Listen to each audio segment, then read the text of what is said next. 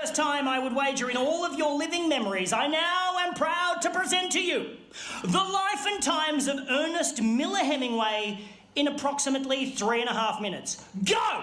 Born in Chicago in 1899, son of a physician and a musician, reasonably uneventful childhood, decided to study journalism.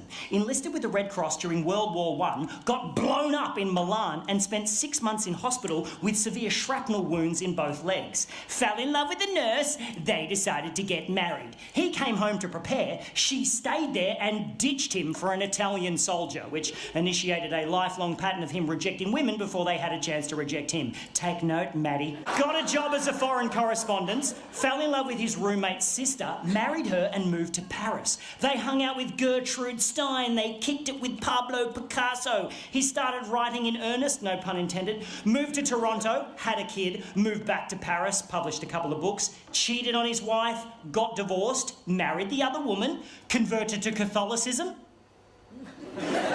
cut his head open after pulling on a cord thinking he was flushing a toilet and instead ripped a skylight from the roof and smashed it onto his face.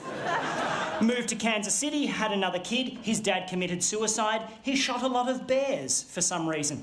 Had a car accident, had another kid, went to Africa to kill some wild animals and got dysentery, karma. Published another book, moved to Cuba, shot himself in the leg whilst aiming at a shark.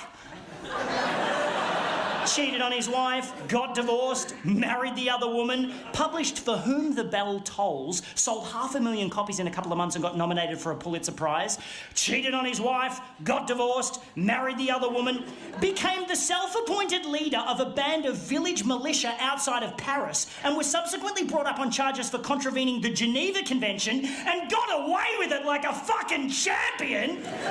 Got pneumonia, moved back to Cuba and spent most of his spare time on his boat tracking Nazi U-boats with a machine gun and a pile of hand grenades. I am not making this shit up! Had a few more car accidents, 3 more concussions, got clawed while playing with a lion.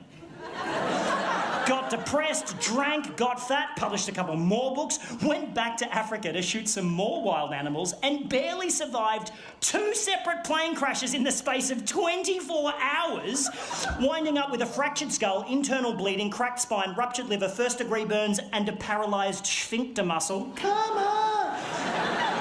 Won a Nobel Prize, had a file opened on him by J. Edgar Hoover, left a bunch of shit in a safe in Cuba and moved to Idaho, paranoid that the feds were following him, which they were because he spent most of the 1940s working for the KGB.